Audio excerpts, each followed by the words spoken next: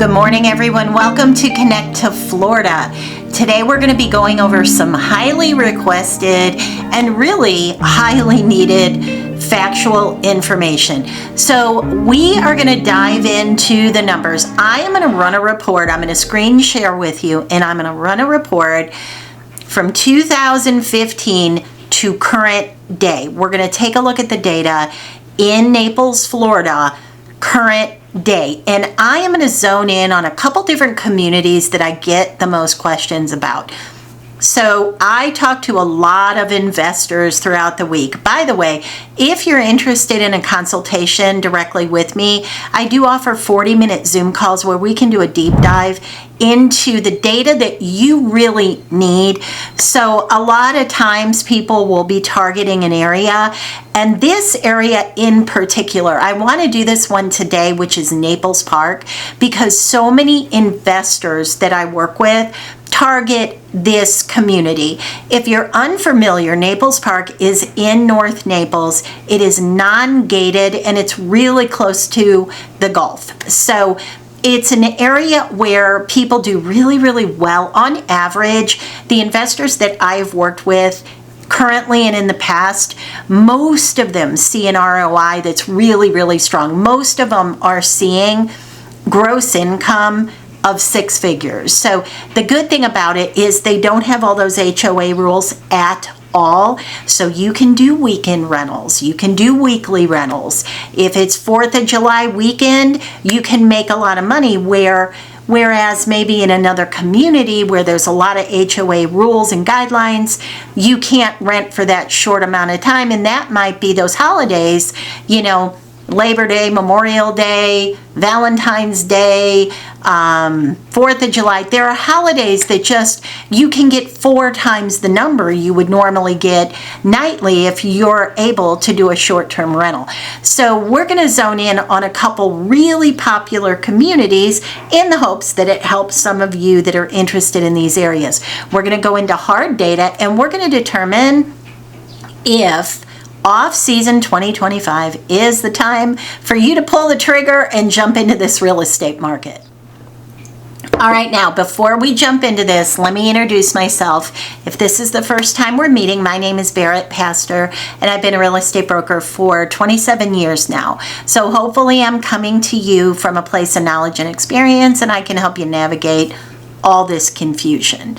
We're going to deal in facts. On my channel, I give you the off-brochure living. I make the assumption you know all the good things about the areas we talk about.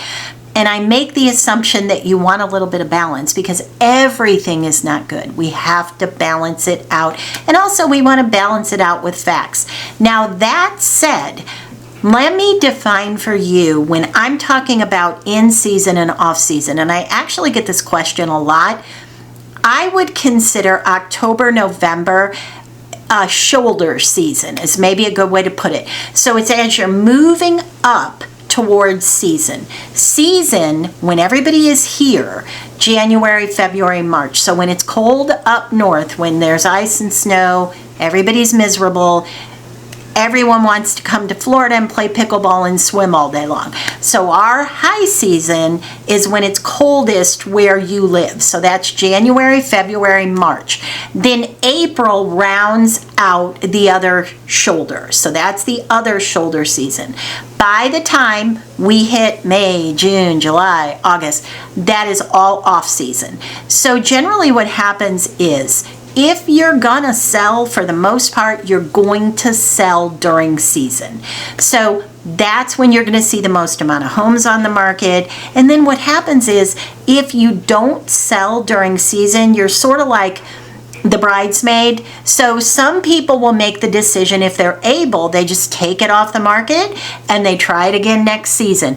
But if you're seeing property on the market in the off season, that's much more of a motivated seller. So we're moving into the time frame where we should be looking at, is now the time to buy.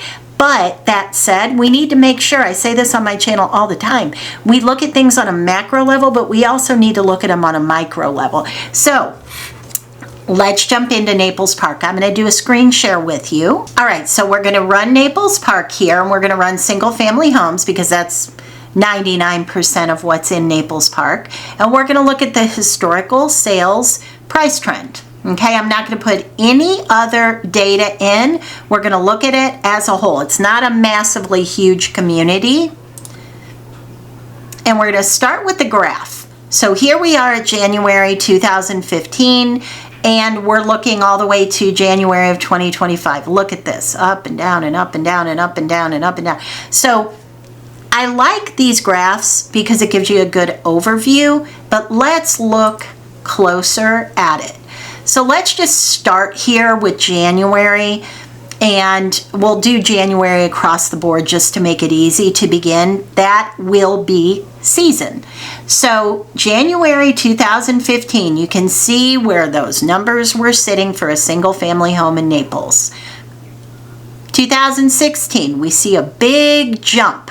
Why is that? I don't know. Presidency maybe? A little bit of confidence in the administration going in. That is extremely common in Southwest Florida. Those are things that influence our market. Here's 2017. You can see took a little bit of a dip, but then we've got a big jump again to 716. 2019, we're jumping again about another 100,000. 2020, we see a dip. Now, I want to bring this up to you. Remember how I said you have to look at things on a micro level.